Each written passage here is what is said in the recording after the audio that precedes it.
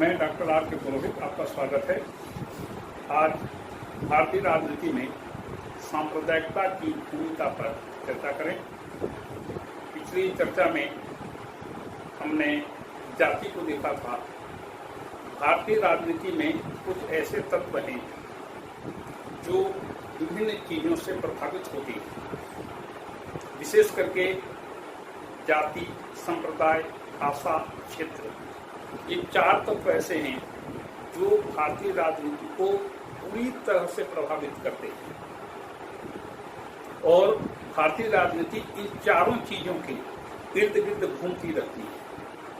इन चारों चीजों से देश का भला नहीं होगा, लेकिन फिर भी ये सब राजनीति के मुख्य अंग बन गए। तो आज चर्चा पर लेते हैं सांप्रदायिकता को। सांप्रदायिकता क्या है? अपने धर्म विशेष पर ज्यादा जोर देना या अपने पंथ पर, अपने धर्म पर ज्यादा जोर देना,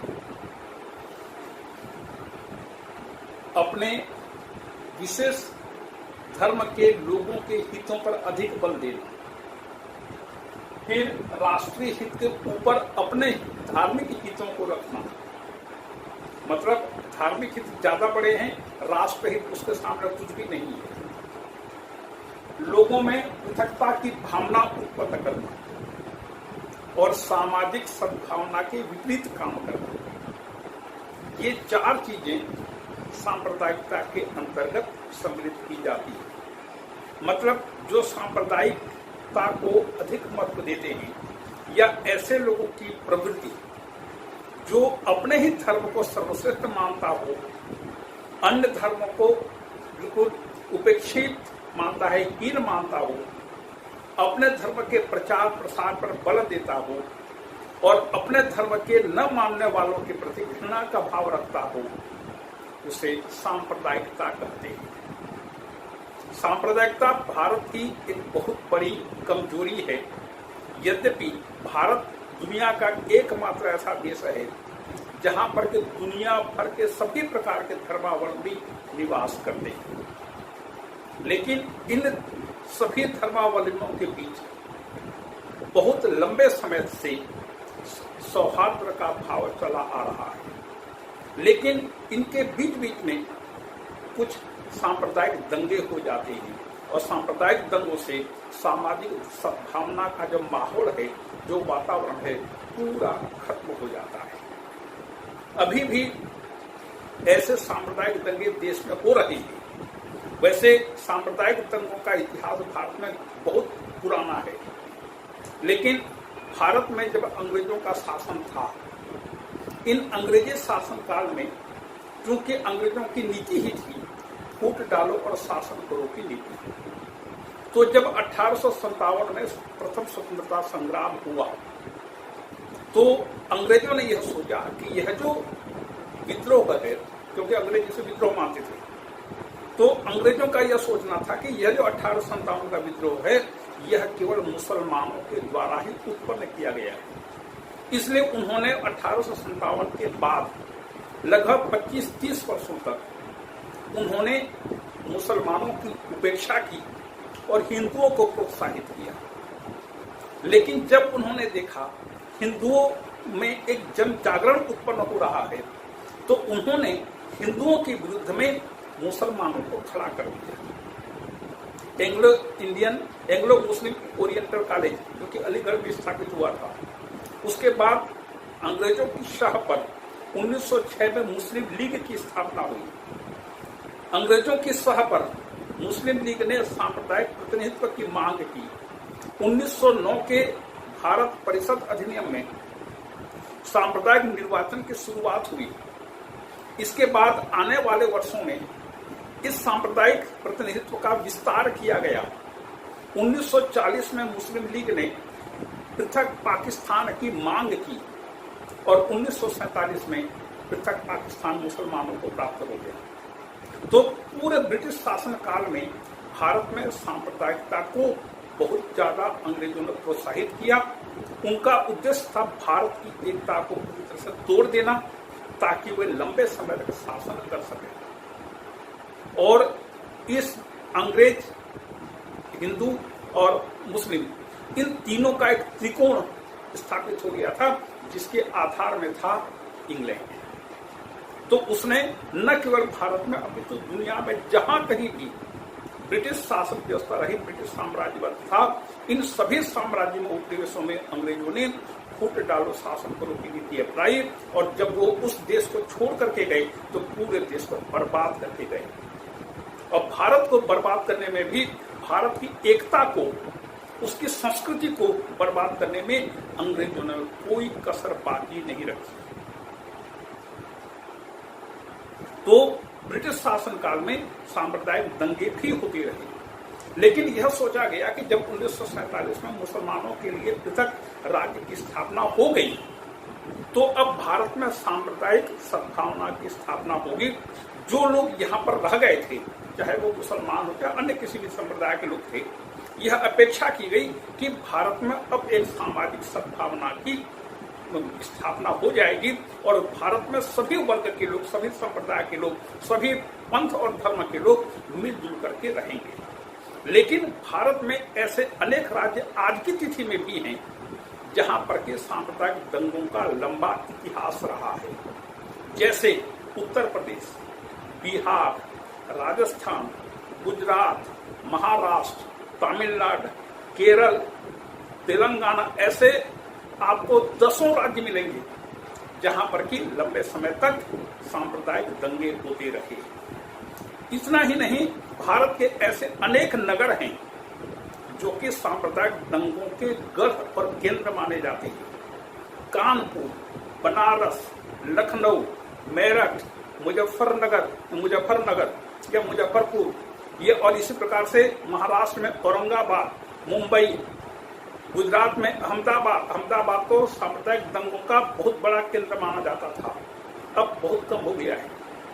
इसी प्रकार से अनेक, जैसे भागलपुर, रांची, जमशेदपुर, ऐसे आपको 50 नगर मिलेंगे जहां पर कि लंबे समय तक अनेक प्रकार के सांप्रदायिक दंगे हुए। इन सांप्रदायिक दंगों को यद्यपि इसको दबा दिया गया, इसका दमन किया गया, लेकिन फिर भी बीज अभी भी जीवित है, और जब तक बीज रहेगा तब तक सांप्रदायिक दंगे होते रहेंगे। अब इसका कारण क्या है? सांप्रदायिकता का, या सांप्रदायिकता को एक प्रकार से एक विषाक्त बीज के रूप में क्यों माना जाता है, और इसका कारण क्यों है कि भारत में सांप्रदायिक सद्भावना अभी भी है। भारत में ऐसे आपको हजारों मुस्लिम मिलेंगे जो हिंदू धार्मिक कार्यों में मुख्य भाग लेते हैं। ऐसे आपको हिंदू कई लोग मिलेंगे जो मुसलमानों के कार्यों में विभिन्न प्रकार से भाग लेते हैं। तो इनके बीच तो सद्भावना है, लेकिन समाज के ऐसे कुछ वर्ग के लोग हैं, समाज के इन विभिन्न संप्रदायों में कुछ ऐसे लोग हैं जो कि लोगों को बरगलाते हैं, उनके मन में विष और जहर भरते हैं, उन्हें उन लोगों से पृथक मानते हैं, उच्च मानते हैं, और इस प्रकार से सांप्रदायिक सद्भावना को तोड़ने का प्रयास करते हैं। तो इसके कौन कौन से कारण हैं? सबसे पहला है मुसलमानों में पृथकता की भावना। ये मुसलमानों में पृथकता की भावना क्यों है? उनकी यह सोच है कि मुस्लिम धर्म अलग है, हिंदू धर्म अलग है, इन दोनों के बीच मेल मिलाप नहीं हो सकता। दोनों की प्रथाएं, दोनों की परंपराएं, दोनों के रीति रिवाज, दोनों के आचरण व्यवहार, तमाम चीजें एक दूसरे के विपरीत हैं। इसलिए ये मुसलमानों में, कुछ मुसलमानों में यह भाव भरा जाता है कि उनके साथ हिंदू का तालमेल उचित नहीं है और हिंदुओं के साथ तालमेल की स्थापना संभव नहीं है। वस्तुतः जब जो मुस्लिम भारत में रह गए थे 1947 के बाद, उनमें एक भावना यह आनी चाहिए थी कि वो अब भारत में रह रहे हैं, भारत के नागरिक हैं, भारतवासी हैं, इसलिए भारत के भारतीय राष्ट्र की मुख्य धारा के साथ उनको चलना चाहिए था। उनमें अलगाव का भाव नहीं आना चाहिए था। लेकिन उसी समाज के कुछ लोग ये भावना रखते थे कि हमें भारत में मिल करके नहीं रहना है, इनसे अलग रहना है।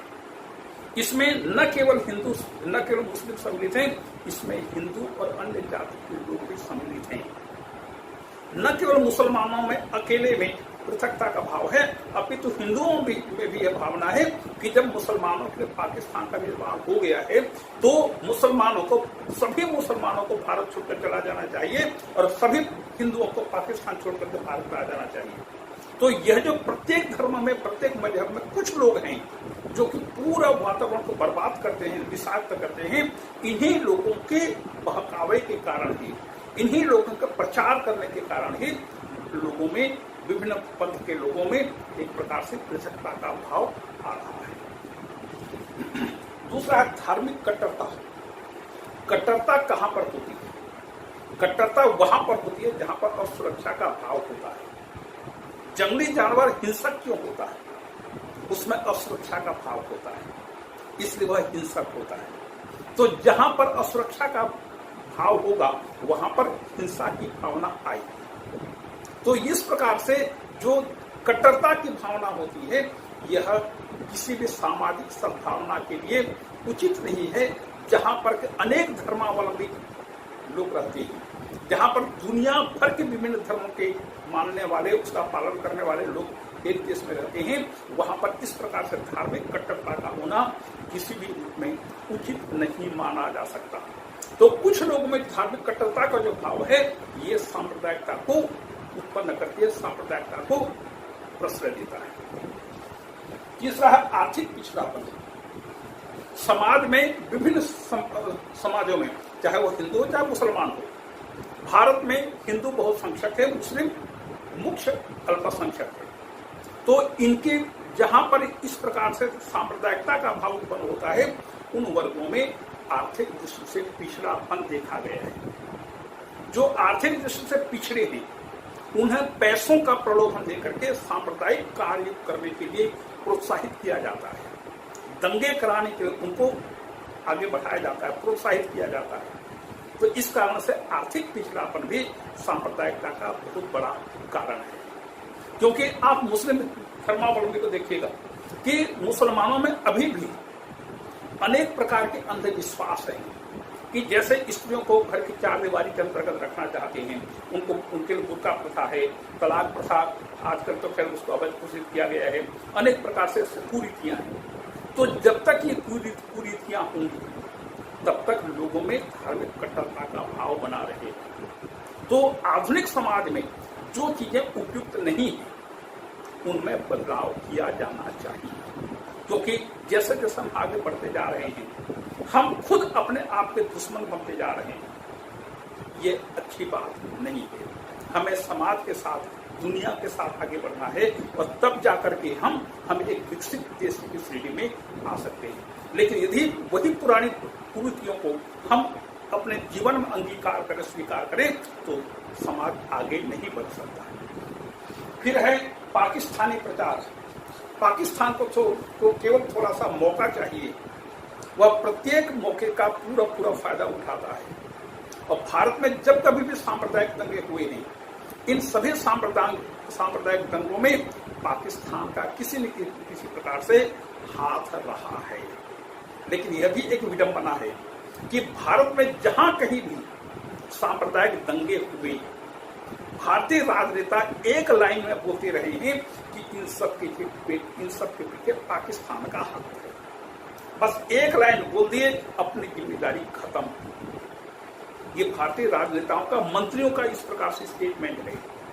अब प्रश्न ये उठता है कि यदि भारत में सांप्रदायिक दंगे हो रहे हैं, इसमें पाकिस्तान हस्तक्षेप कर रहा है, पाकिस्तान सहयोग कर रहा है, तो आपके पास तो पूरे देश की जनता ने जनादेश दिया है आपको, जाइए कार्रवाई करिए।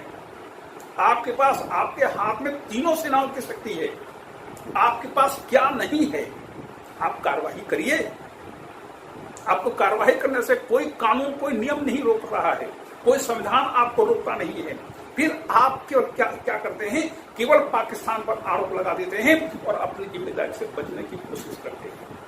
1947 से लेकर के आप समझ लीजिए कि आज तक या 2014 के पहले तक यही प्रवृत्ति रही।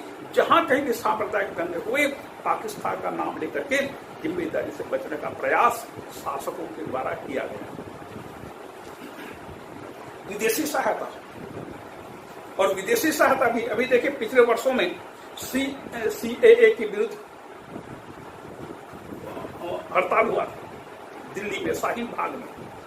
उस शाहीन बाग में जो स्त्रियां, बच्चे, पुरुष जो भी वहां पर हड़ताल में भाग ले रहे थे, उन सबको विदेशी सहायता के रूप में पैसे दिए जाते थे। प्रतिदिन एक दिन का लगभग 500 रुपये उनको दिया जाता था कि जाकर वहां पर बैठिए 10 घंटे 12 घंटे जो भी टाइम है, और उतना के बाद आपको पैसा 500 रुपये लीजिए, कर जाइए, फिर अगली बार आइए, फिर 500 रुपये। तो इस प्रकार से विदेशी सहायता से इस प्रकार के सांप्रदायिक दंगों को प्रोत्साहित किया जाता है। और हमारे देश में भी लोग ऐसे हैं जो पैसे के लिए अपने ईमान तक को बेचने में कोई संकोच नहीं करते। वस्तुतः भारतीयों में राष्ट्रीयता के भाव की कमी है और सरकारों की उदासीनता। सरकारें यह सोचती हैं कि सांप्रदायिक दंगे हो जहां कभी हो रहे हैं, ये केवल शांति व्यवस्था का मामला है, कलेक्टर इसको निपटा देंगे। लेकिन सांप्रदायिक दंगे केवल कानून व्यवस्था का मामला नहीं होता है, यह सामाजिक सद्भावना का मामला होता है। और सरकारें शुरू से ही 1950 से लेकर के लंबे समय तक पूरी तरह से उदासीन रही हैं, और सरकारों की निष्क्रियता और उदासीनता के कारण भारत में इतने सारे सांप्रदायिक दंगे हुए। समझ लीजिए कि इन 50, 60, 70 वर्षों में हजारों की संख्या में सांप्रदायिक दंगे हुए हैं। और सांप्रदायिक दंगे हिंदू और मुसलमानों के बीच, ये भारत का ट्रेंड रहा है। तो ये सांप्रदायिकता के कारण है। अब देखें सांप्रदायिकता के दुष्परिणाम। जहां सांप्रदायिकता लोगों में पृथकता का भाव उत्पन्न करती है, सामाजिक सद्भावना के विरुद्ध काम करती है, सामाजिक समरसता को समाप्त करना चाहती है, तो उसके तो केवल दुष्परिणाम ही होंगे, सुपरिणाम की कल्पना नहीं की जा सकती। इसका कोई भी सुपरिणाम नहीं हुआ है। और स्वाभाविक है, जिसकी प्रवृत्ति नकारात्मक है उससे हम एक सकारात्मकता की अपेक्षा नहीं कर सकते। तो सबसे पहला है राष्ट्रीय एकता और सामाजिक सद्भावना का खतरा। सांप्रदायिकता भारत के राष्ट्रीय एकता के मार्ग में सबसे बड़ा खतरा है। यदि सांप्रदायिक दंगों को, सांप्रदायिकता की भावना को जब तक समाप्त नहीं किया जाएगा, भारत की राष्ट्रीय एकता हमेशा खतरे में बनी रहेगी। इसी प्रकार से सामाजिक सद्भावना भी सांप्रदायिकता सामाजिक सद्भावना को समाप्त करती है। तो सामाजिक सद्भावना, सामाजिक समरसता और राष्ट्रीय एकता तथा अखंडता के लिए सांप्रदायिकता सबसे अधिक जिम्मेदार है। तीसरा, जनहानि। सांप्रदायिक दंगे होते हैं और वहां पर हजारों की संख्या में लोग मारे जाते हैं। गोधरा में देख लीजिएगा, ट्रेन को जला दिया गया। मुंबई में देख लीजिएगा, अहमदाबाद में तो सैकड़ों की संख्या में सांप्रदायिक दंगे हो चुके हैं। उत्तर प्रदेश के अनेक नगर सांप्रदायिकता के गढ़ हैं और सांप्रदायिक दंगे हो चुके हैं। तो ऐसे यदि सांप्रदायिक दंगे होंगे, वहां पर जनहानि होगी ही। लगता है दंगों में जीवन की कोई परवाह नहीं। और फिर आर्थिक हानि भी हुई। ये जो सांप्रदायिक तत्व होते हैं, ये सार्वजनिक संपत्ति को नुकसान पहुंचाते हैं, नष्ट करते हैं, आग लगाते हैं, जलाते हैं। अपने घर को आग जलाओ ना, आग लगाओ ना, नहीं, सार्वजनिक संपत्ति को आग लगाएंगे। सरकारी बस है, सरकारी ट्रक है, सरकारी गाड़ियां, उनको आग लगाएंगे। सरकारी कारखाने, उनको आग लगाएंगे। क्यों? आक्रोश। इस आक्रोश को आप अपने घर में उत्पन्न करिए ना, इस आक्रोश को अपने घर में व्यक्त करिए ना, अपने घर को जलाइए ना। नहीं, सरकारी संपत्ति को जलाएंगे, ट्रेन को जलाएंगे, रेल पटरी को उखाड़ेंगे, अपने घर को तोड़ो ना इस प्रकार से। तो इससे जनहानि होती है, आर्थिक हानि होती है। और इसी संदर्भ में यूपी सरकार ने क्या किया है, जो लोग सांप्रदायिक दंगों में या किसी प्रकार से मारकाट के मामलों में या इस प्रकार से कार्यों में, आगजनी के कार्य में लिप्त होंगे, उनसे यह राशि वसूली की जाएगी, उनसे यह राशि वसूली जाएगी। इस प्रकार से यदि नियम बना दिया जाए, जो लोग इस प्रकार से सांप्रदायिक दंगे करेंगे या किसी प्रकार से सार्वजनिक संपत्ति को नुकसान पहुंचाएंगे, उन लोगों से पूरी राशि की भरपाई की जाएगी। यदि इस प्रकार से कानून बना दिया जाए तो कुछ न कुछ इसमें नियंत्रण स्थापित हो सकेगा। फिर पारस्परिक द्वेष, इससे लोगों के बीच, दो वर्गों के बीच पारस्परिक द्वेष का भाव उत्पन्न होता है और ऐसा द्वेष उत्पन्न होता है जो कभी भी खत्म नहीं होता, अपितु लगातार बढ़ते जाता है। और यह सांप्रदायिक द्वेष इस रूप में आगे बढ़ जाता है कि जैसा 1947 में मुसलमानों ने अपने लिए पृथक राज्य को प्राप्त किया था, केवल दंगों के बल पर। पाकिस्तान या मुसलमानों ने जब सांप्रदायिक दंगे किए थे 1946-47 में, जब कैबिनेट मिशन ने कहा कि पाकिस्तान का निर्माण नहीं होगा, भारत का विभाजन नहीं होगा, तो उसके बाद मुस्लिम लीग ने जो सांप्रदायिक दंगे किए और भारत का विभाजन होने के बाद जब पाकिस्तान का निर्माण हो गया, उसके बाद भी जब जिस प्रकार से उन्होंने सांप्रदायिक दंगे किए, यह इतिहास में एक मिसाल है कि करोड़ों की संख्या में एक देश से दूसरे देश में लोगों का पलायन हुआ और लाखों की संख्या में इधर से हिंदुओं ने मुसलमानों का कत्ल किया, उधर से मुसलमानों ने हिंदुओं का कत्ल किया। क्या नहीं किया? कौन कहता है कि हम लोग सभ्य समाज के अंग हैं? कौन कहता है कि दुनिया में 21वीं सदी आ चुकी है? हम अभी भी वही 8वीं 9वीं शताब्दी में रह रहे हैं, जहाँ पर के सांप्रदायिक दंगे होते थे, जहाँ पर के जंगल राज था, जो जिसको मारना चाहो मारो, जिसको लूटना है लूटो। ये हाफ्स की प्राकृतिक अवस्था की स्थिति आ गई है।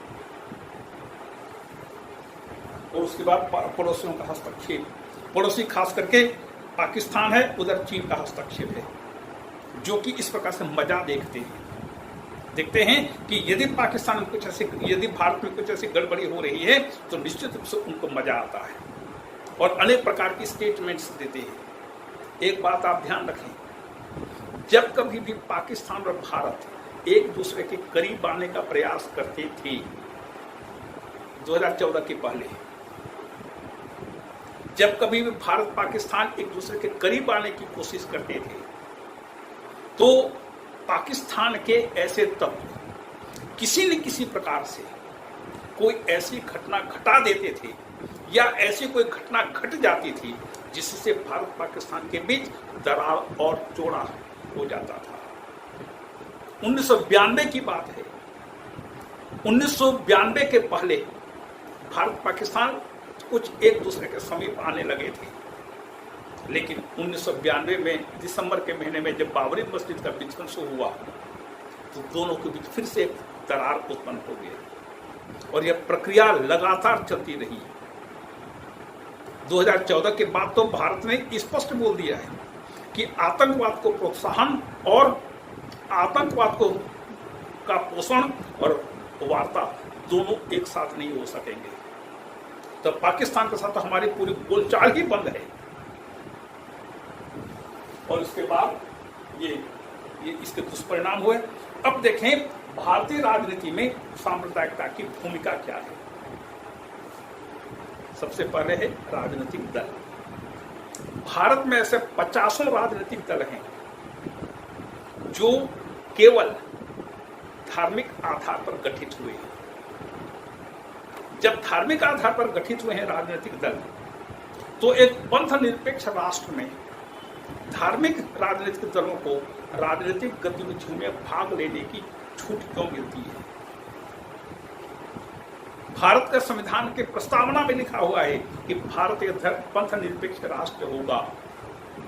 जब पंथ निरपेक्ष राष्ट्र है तो सांप्रदायिक दलों को, धार्मिक दलों को भारतीय राजनीति के निर्वाचन में भाग लेने का मौका क्यों मिलता है? धार्मिक दल हैं तो धार्मिक काम करें। भारत में राजनीति और धर्म एक साथ नहीं है, लेकिन राजनीतिक दलों का गठन किया जाता है। ये राजनीतिक दल शुद्ध धार्मिक आधार पर गठित होते हैं, चाहे वो मुस्लिम लीग हो, AIM हो, चाहे विश्व हिंदू परिषद हो, चाहे हिंदू महासभा हो, ये सब शुद्ध, अकाली दल हो, ये शुद्ध धार्मिक संगठन है। लेकिन भारतीय राजनीति में न केवल भाग लेते हैं, अपितु इनके दल के सदस्य चुन करके संसद और विधानसभाओं में भी पहुंचते हैं। दूसरा, निर्वाचन पर प्रभाव। कई ऐसे निर्वाचन क्षेत्र हैं जहां पर कि विभिन्न धर्म के लोग एकजुट होकर के मतदान करते हैं, और राजनीतिक दल भी ऐसे लोगों को टिकट देते हैं जो उस दल से संबंधित हो। धर्म के आधार पर लोगों से, जनता से वोट की मांग की जाती है, प्रत्याशियों का चयन किया जाता है, और जनता भी धर्म के आधार पर मतदान करती है। ऐसे धार्मिक नेता संसद में पहुंच जाते हैं चुनाव में विजयी होकर के। तो जब धार्मिक व्यक्ति संसद में पहुंचते हैं तो स्वाभाविक है उनमें संकीर्णता का भाव होगा, अपने धर्म की श्रेष्ठता की मानसिकता उनके मन में होगी, अन्य धर्मों के प्रति हीन भावना उनके मन में होगी। तो ऐसे लोगों को राजनीति में भाग लेने का अधिकार क्यों है? केवल यह कह देना कि हम पंथ निरपेक्षता में विश्वास करते हैं और पंथ के आधार पर एक राजनीतिक दल का गठन करते हैं, ये दोनों एक दूसरे की विरोधी बातें हैं, ये विरोधाभास है। तो उनका राजनीति में भाग लेने का अधिकार क्यों है? धर्म है, धर्म का कार्यक्षेत्र अलग है, राजनीति का कार्यक्षेत्र अलग है, लेकिन भारत है, सब चलता है। तीसरा, दलों में धार्मिक गुट। प्रत्येक दल में ऐसे लोगों का एक गुट होता है जो धर्म को ज्यादा ध्यान देता है, और ऐसे धार्मिक गुट हमेशा उस राजनीतिक दल पर दबाव डालते हैं कि इस प्रकार से काम करेंगे तो अमुक दल के लोग, अमुक धर्म के लोग नाराज हो जाएंगे, अमुक धर्म के लोग खुश हो जाएंगे। तो ये जो गुट है, धार्मिक गुट, हर दल में पाए जाते हैं, और राजनीतिक दल केवल अपने लाभ के लिए किसी भी हद तक जा सकते हैं, इनके लिए कोई सीमा नहीं होती। क्यों? इनको केवल कुर्सी चाहिए, इनको केवल वोट चाहिए। वोट की राजनीति में ये किसी भी हद तक गिर सकते हैं। पृथक राज्यों की मांग केवल धर्म के आधार पर, अकाली दल को देख लीजिएगा, वहां पर खालिस्तान की मांग बहुत लंबे समय से चल रही है, और शासन ने अपने स्वार्थ के लिए इस प्रकार से खालिस्तान की मांग का समर्थन किया था, या ऐसे नेताओं को प्रोत्साहित किया था जो पृथकतावादी नीति का पालन कर रहे थे, केवल अपने स्वार्थ के लिए, अपने राजनीतिक स्वार्थ को पूरा करने के लिए। तो पृथक राज्य की मांग। इसी प्रकार से केरल में देख लीजिएगा, वहां पर जो भी काम होता है केरल में, केवल हिंदू, ईसाई और मुस्लिम, इन तीनों वर्गों के बीच होता है। वहां पूरी राजनीति इन तीनों जातियों में बटी हुई है, और जो भी राजनीतिक दल हैं, इन तीनों में से किसी न किसी एक का समर्थन करते हैं। केरल की पूरी राजनीति इन तीनों धर्मों के बीच बटी हुई है। चाहे राजनीतिक दल हो, चाहे कुछ भी हो, चाहे शासन हो, चाहे शासन के विरुद्ध कोई बात हो, या शासन के बाहर कोई बात हो, केवल तीन धर्मों के आधार पर सब काम वहां पर निर्धारित होते हैं। और जो भी सत्ता में आता है वह केवल अपने धर्मावलंबियों को अधिक से अधिक प्रोत्साहित करता है। मुस्लिम लीग तो शुद्ध राजनीतिक, शुद्ध धार्मिक संगठन है, उसको राजनीति में भाग लेने का मौका क्यों मिलेगा? हिंदू महासभा शुद्ध धार्मिक संगठन है, उसको राजनीति में, चुनाव में भाग लेने का अधिकार क्यों मिलना चाहिए? लेकिन है, भारत में है, कुछ भी कर सकते हैं आप। और यदि आपके अधिकारों का हनन हुआ, सर्वोच्च न्यायालय आपके लिए बैठा हुआ है, जा सकते हैं, तर्क दे सकते हैं, और अपने पक्ष में निर्णय लेकर के आ सकते हैं। और इसी प्रकार से मंत्रिमंडल में भी धार्मिक प्रतिनिधित्व दिया जाता है। प्रायः प्रत्येक मुख्यमंत्री और केंद्र में प्रधानमंत्री यह भी देखता है कि मेरे मंत्रिमंडल में धार्मिक प्रतिनिधित्व भी होना चाहिए। केवल एक ही धर्म के मानने वाले लोग न हों, अपितु अनेक धर्म के भी मानने वाले लोगों भी उसमें होना चाहिए। और इसी प्रकार से राज्य राजनीति में प्रभाव, राज्यों की राजनीति को भी इस सांप्रदायिकता ने बहुत बुरी तरह से प्रभावित किया है। चाहे पश्चिम बंगाल हो, चाहे केरल हो, जहां पर साम्यवादियों का वामपंथ का बहुत बड़ा गढ़ माना जाता है, यहाँ पर सांप्रदायिकता ने राज्य की राजनीति को बहुत बुरी तरह से प्रभावित किया है। अभी थोड़े कुछ महीने पहले पश्चिम बंगाल में पंचायत चुनाव हुए थे, सैकड़ों लोग मारे गए, यहां तक कि केंद्रीय सुरक्षा बल को भी भेजा गया। केंद्रीय सुरक्षा बल कुछ नहीं कर पाया क्योंकि उसको आदेश नहीं दिया गया था, केवल तैनाती का आदेश था, बाकी आदेश तो वहीं के जिला प्रशासन देगा, उसने कुछ आदेश नहीं दिया। इसलिए जैसा खून खराबा पहले होता था, केंद्रीय सुरक्षा बलों के पहुंचने के बाद भी खून खराबा यथावत चलता रहा, क्योंकि वहां पर शासन एक दल विशेष को बहुत ज्यादा प्रोत्साहित कर रहा है। यही स्थिति केरल में भी है, यही स्थिति विभिन्न राज्यों में भी है। तो विभिन्न राज्यों की राजनीति को सांप्रदायिकता ने पूरी तरह से प्रभावित किया है। चाहे उत्तर प्रदेश हो, चाहे बिहार हो, यहां पर भी जब तक दूसरे दल की सरकारें थी तब तक यही काम चलता रहा। यह है सांप्रदायिकता का भारतीय राजनीति पर प्रभाव। जहां तक निष्कर्ष का प्रश्न है, सांप्रदायिकता एक गलत चीज है, इसको नियंत्रित किया जाना चाहिए, इसको पूरी तरह से समाप्त किया जाना चाहिए। लेकिन भारतीय राजनीति अभी तक जिन लोगों के हाथ में रही, इन्होंने इसे न तो नियंत्रित किया, अपितु इसको उन्होंने हमेशा प्रोत्साहित किया ताकि वे अपना राजनीतिक स्वार्थ पूरा कर सकें। जब तक भारतीय राजनीतिज्ञों के मन में सांप्रदायिकता के समर्थन का भाव रहेगा, तब तक देश हमेशा खतरों से जूझता रहेगा और हमेशा भारत की एकता खतरे में पड़ी रहेगी। यदि देश को एक बनाना है, अखंड बनाना है, तो सांप्रदायिकता जैसे चीजों को रोकना बहुत जरूरी है। दुनिया के किसी देश में, विशेष करके विकसित देशों में, ऐसी समस्या नहीं है जैसी समस्या भारत में पाई जाती है। तो यदि हमें आगे बढ़ना है, भारत की एकता और अखंडता को सुरक्षित रखना है, आने वाली पीढ़ी के लिए यदि हमें कुछ करना है, तो इस प्रकार से सांप्रदायिकता का जहर उगलने वाले लोगों के विरुद्ध कठोर कार्रवाई की जानी आवश्यक है। एक तरफ मुस्लिम है, दूसरी तरफ हिंदू है। हिंदुओं के समर्थक कहते हैं हिंदू, भारत हिंदुओं के लिए है। जो पाकिस्तान की जय जयकार करते हैं उनको पाकिस्तान चले जाना चाहिए। ये बात गलत है कि आप भारत में रहकर के पाकिस्तान जिंदाबाद के नारे लगाते हैं, ये पूरी तरह से गलत है। ऐसे लोगों पर कार्रवाई होनी चाहिए। लेकिन भारत में जो रहता है वो सब भारतीय होते हैं, यहाँ पर कोई हिंदू या मुस्लिम नहीं होना चाहिए। जब तक हमें भारतीयता का भाव नहीं आएगा तब तक देश सुरक्षित नहीं हो सकता।